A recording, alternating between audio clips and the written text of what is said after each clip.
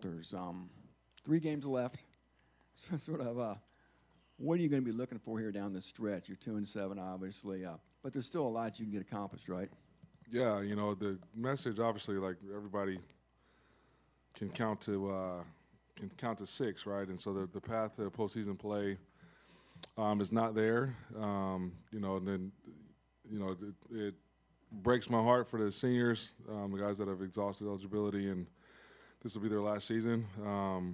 And so the message to the team on Sunday was really this is like a new season within a season, right? These last 3 games for the guys that will be the last time that they put on a uniform to close out the right way and to be remembered about the way you finished the season and the way you went out and fought and competed. And then for the guys that are coming back, it's the start of a new season. And how do you want practice to be ran? How do you want the games to be played? How do you want next season to look? And that's got to show up in these next 3 games. And so it'll be a good benchmark for the way we need to operate and in closing out the season and really to push momentum forward into next year. You talked a little bit in the post game on Saturday night about some of the young guys. Took Ahmad Branch on the trip, I think you said. Zion Steptoe got some reps. Just talk about some of the young guys. I think Jimmy Liston played. Some of the young guys that you'll be looking at, and maybe some guys who've already caught your eye.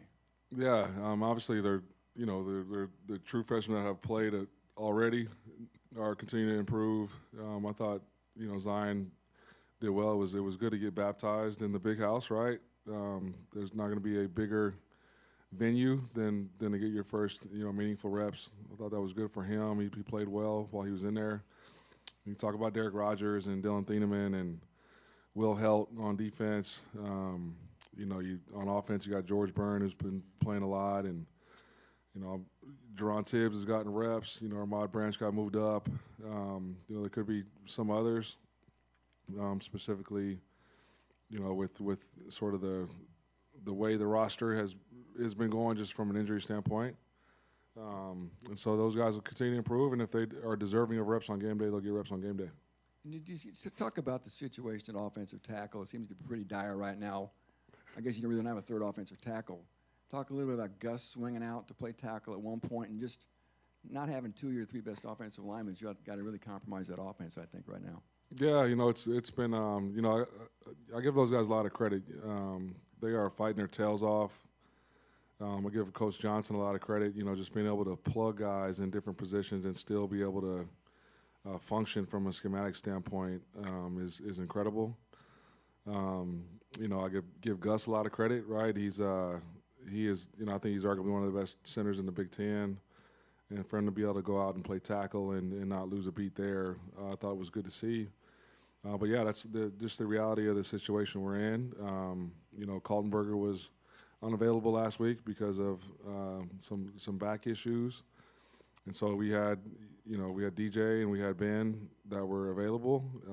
Those guys are also pretty dinged up, and so when one of them had to go out, we had to slide Gus out to tackle and put Austin in there at center. I felt like that gave us our best chance to function and be competitive up front, and so that's what we did. And I thought those guys did a good job. How do you think the line being compromised has really impacted Hudson Card? You think he's gotten any gun shy at all? You think he's developed any happy feet because of maybe the sense that he's not going to have much of a pocket to work from? I thought the Nebraska game there were instances of maybe some happy feet and not trusting it. I thought the other night though, he for the most part did he play perfect? No, like nobody has played perfect, especially against that defense. Like let's not kid ourselves. That was a good defense. And so I didn't think he had happy feet. I thought the times he escaped were because he had to escape in order to avoid taking a sack or avoid a loss. And I think what Hudson showed was trust in the offensive line and trust in his teammates, because he did step in there and make some throws. He did escape when he had to. And I thought those guys they fought as hard as they could for him, and so that's kind of what was the case last game. Ryan, I feel like we ask something like this every week, but Mershawn Rice made a big play for you early in that game and then never came back. I assume he's probably done too. Yeah, he's done for the year. Abdur, you said he might play last week. Obviously didn't. Does it look like he's got a shot to play against Minnesota? I'm not sure. It's he's hurt right now, and he's not ready to play. So just where we're at. Sorry, it's not funny, but No, I get it. Minnesota, you can't really put your finger on them. They've won ugly, won shootouts, but every single game, other than the game against Michigan, looks like at the end of the game they're right there with a chance to win it. Yep. So you're probably preparing for a team that it's going to go down to the final plays of the fourth quarter with. Absolutely, and then the last 2 times I've played them, it's been that way, right? I got a lot of respect for Coach Fleck and what he's been able to do and accomplish at 2 different spots now. His teams, they play smart, they play tough, they play physical. You kind of know what you're going to get on both sides of the ball, but they just do what they do well. And they put themselves in a position to win a game in the fourth quarter. So every time you turn on the tape, you see 4-quarter games. And so, I think offensively, they run a lot of RPOs to give the quarterback some answers to unfavorable boxes in the run game. They got a tight end that's as good as any in the country.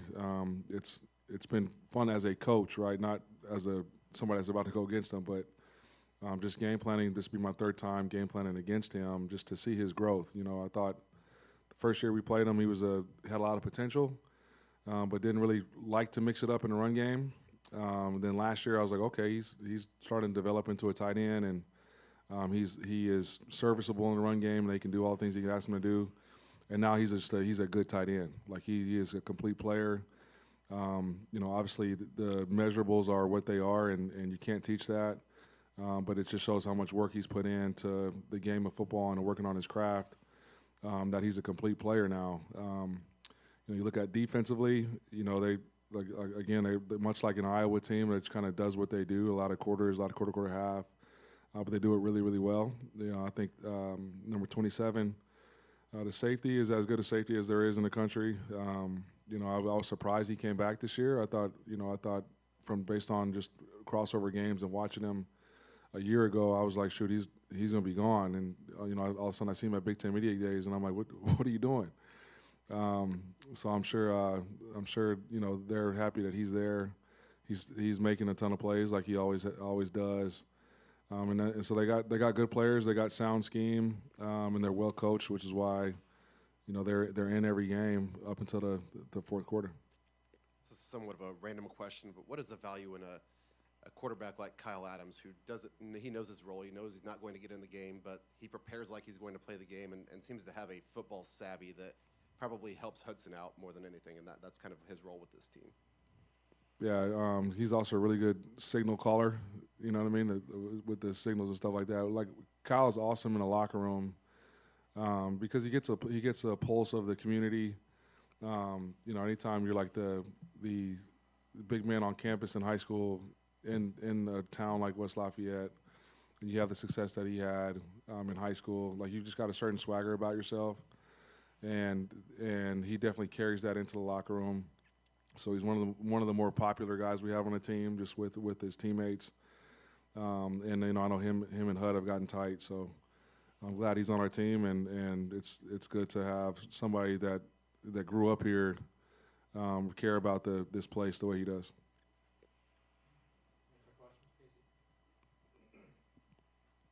Obviously not the result you wanted. Were there positives or silver linings you saw from the game in Michigan? Yeah, there were. I thought, we were able to I thought we were able to run the ball. We scored 13 points, and nobody had done that up to this point.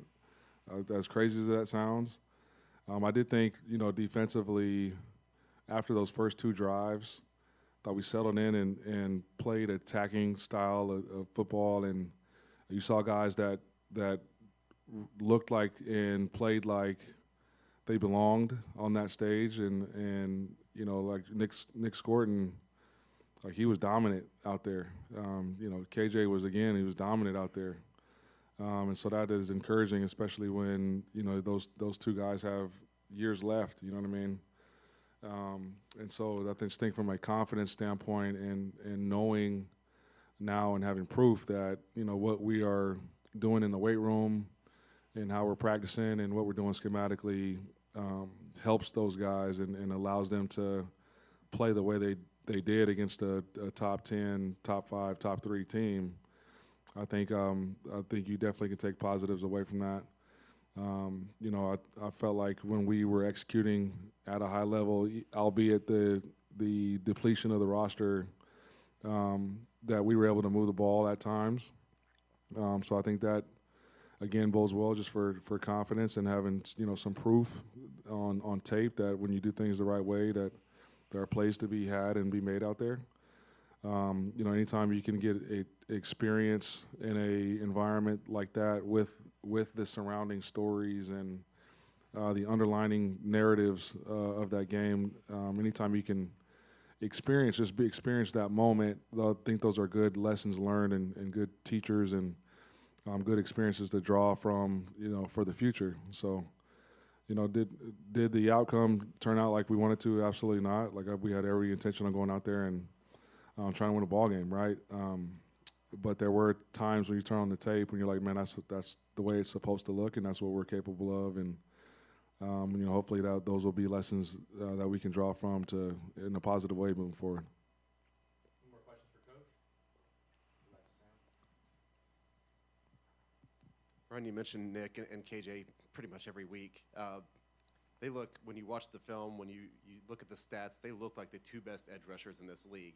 If you're not 2-7, I mean, are people talking about these guys as some of the best players in the country right now? Absolutely. I mean, the numbers, not only do the numbers speak for themselves, but like you said, you turn on the tape and it's like there's wow factor there, and it's not just a play here or there. It's like entire games. Like the Nebraska game, you just watch those 2 guys' profile tape, and it's like watching a highlight tape. So I think every week they just keep getting more confident and more comfortable with their assignments and knowing when they can play free and when they have to spill and when they have to box and when they can make their own decisions. And so for me, it's been fun to watch and to see them grow and to see them really take ownership over the system and how it pertains to their positions. Tell Ethan I said what's up. And so I think those dudes still they continue to grow and continue to have fun within the scheme. Is Jack Ansel still the number 1 punter? Yeah, he from the non running into the kicker call, he got dinged up on his plant legs. We'll see his availability this week. And just lastly, Ryan, what's the morale of the team like right now? I haven't lost 4 in a row. You sense spirits are up, or they're waning? It's obviously like you nobody's comfortable losing, right? Like as competitors, like every week you put in a lot of time, a lot of effort, a lot of energy, a lot of passion, a lot of everything into trying to win. And so when you don't win, like there's obviously disappointment, there's obvious frustration, there's obvious anger, there's like all of the negative emotions are that you get as a human being in a competitive environment. They're all there. But what I've been proud of and sort of what gives me comfort in this roster is their willingness to go back to work after disappointment. That's the thing you worry about now sitting in this seat as a head coach is just like you said, the morale of the team, and the morale can get ugly, and I've seen it get ugly in programs when you are on losing streaks like that. But from the beginning, since I've been here, like I've always been open and honest with them, and I think because of that, they've been open and honest with me and my staff. And I think that honesty and transparency is what allows you to sort of come together and grow from it and try to move forward because you're all going through the same things and feeling the same way. And so, have we been disappointed? Absolutely. Are we upset? Absolutely. Nobody's hurting more than the people in the building, but at the same time, nobody's working harder to rectify the issues. And to try to come out on the winner's side. So I'm definitely looking forward to this week. Looking forward to the next 3 games to try to put a stamp on how we come out of adverse moments, and so that we can move forward and look on to bright things in the future. Yeah, your public face doesn't seem to change much. I mean, win, lose, or draw. But talk about just from a personal standpoint. You've been in programs that have won. You've been in programs that have struggled. What do you draw from on a personal level to keep yourself upbeat? So for me, like I know I put on like a straight face, especially in front of people that aren't in the building. The guys in the locker room will tell you like I'm not always like this.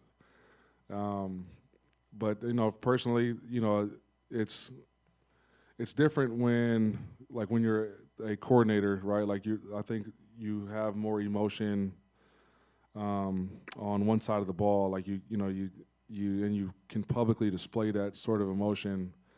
And so now as like a head coach, when I get in those emotional states where I feel myself getting angry or I feel myself getting upset, or conversely, like if I feel myself getting overly confident or extra happy, I try to like take a step back and just view things for what they are. You know what I mean? I think as a head guy, it's important to do that so that you can see what's real and what's not, like what is concrete, what's fabricated, right? And I think when I allow myself to take that step back and see things for what they are and to face value and see the reality of where we are, the reality of what the season has been, and then I can just make a non-emotional and a logical move and to take steps in the right direction.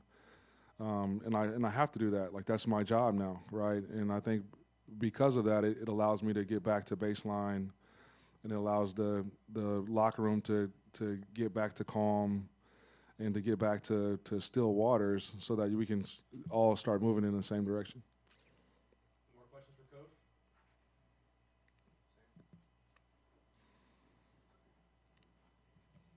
I think we're setting a record, dude, for I just thought of this, and I don't know what the rule is, to be honest, but I'm sure you see social media, the Michigan fans that are throwing out there the photos of one of your staff members in the press box wearing an Apple Watch.